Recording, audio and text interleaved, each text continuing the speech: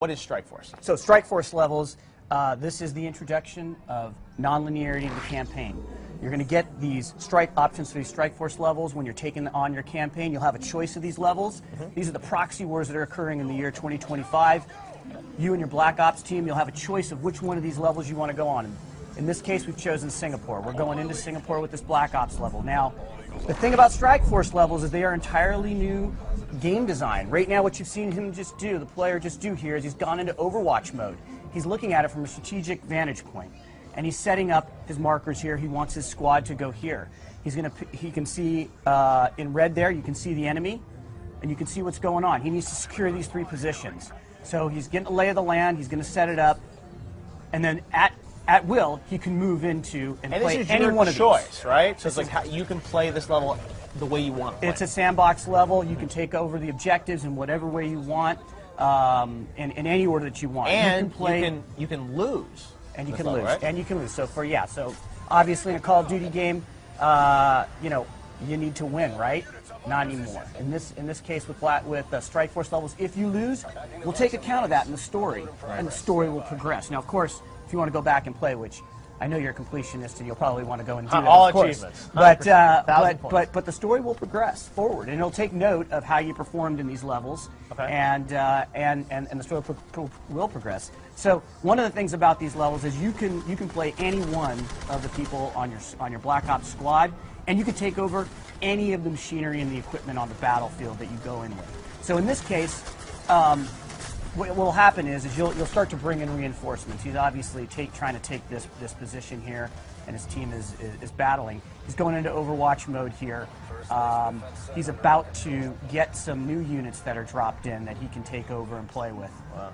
Now these Strike Force missions, are they optional? Do you have to play them? How does it work? Yeah, so you will have to play them. However, you will have a choice about which one of these you want to play, and like I said, they will progress based on whether you succeed or fail. Some of them you may not experience, depending upon how you perform. And these are certain kind of throughout the campaign, you'll have different Strike Force moments or missions that connect to the story. You got it. That's exactly it. And so it's unique in both structure, but also in gameplay. And right here, he's taken over.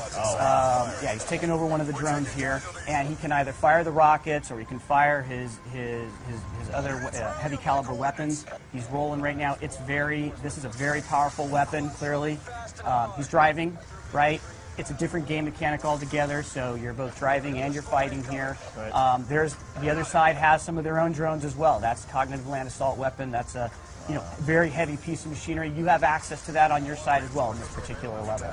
So it's amazing that you guys have all these levels that you've sort of inserted throughout the campaign. Now, this one is obviously set in Singapore, and you're going to have them kind of all around the world? They will be so without giving up the entire fiction, but there's going to be various areas, geographic locations in the world where these hotspots are occurring in this, like I said, in this year 2025. Right. And the head of JSOC is going to come to you and he's going to lay it all out and he's going to say, this is what's going on, this is what's going on, this is what's going on. Where do you want to go? Make a choice. Make a choice. You'll make a choice, and then the fiction will progress, and it'll take account of your choice. Interesting. All right, so we'll branch a couple times, and you'll get to see. You can really play through this game multiple times. There's a lot of replayability here because of the Strike Force missions. Yeah, no, absolutely. So replayability, not only with the levels, but inside the levels. So right now, the way he's playing this, he's now taken over a quad. He's choosing to play this level in a particular way. So he's flying through this level with the quad, which is just a lot of fun. You can see that he's... So this quad gameplay, is that gameplay that we'll see in the single-player campaign as well, or are you reserving that for Strike Force? So there is quad gameplay in the campaign. What we've showed you is actually it being used as squad backup. Right, okay. So it's different mechanic altogether. There's a quad right there. Right now you're flying it and you're fighting it. In the campaign in Los Angeles that we showed you guys yesterday, that's squad backup for you. So it's a different gameplay mechanic. So we're able to use the new technology of warfare in the year 2025 in completely different ways depending upon the context here. All right, Mark, well, I think we're going to have to leave it there. That is Strike Force, though. You got so much coming for Call of Duty Black Ops 2 Strike Force. We saw a campaign yesterday, multiplayer this summer as well, right? Absolutely, and don't forget zombies, Jeff.